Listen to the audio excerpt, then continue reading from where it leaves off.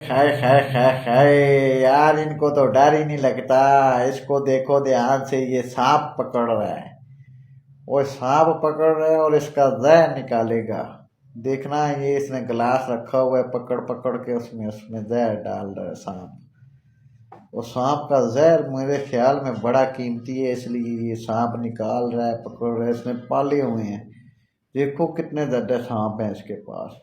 ये गोरा देखो कितनी इसकी टेक्निक है यार। ये बंदा, इसको देखो ध्यान से।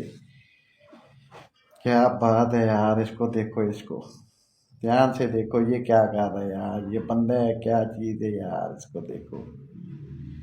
और वीडियो के साथ जुड़े रहना, ये देखना एंड तक। ये करेगा क्या इसके साथ, सांप के साथ क्या करेगा। जहर निकाल रहा है इसके मुंह में से।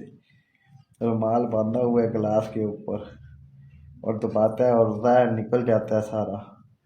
और फिर ये बाजार में जाके बेचता है, पता नहीं कौन सी जगह, किसी लेबॉर्ट्री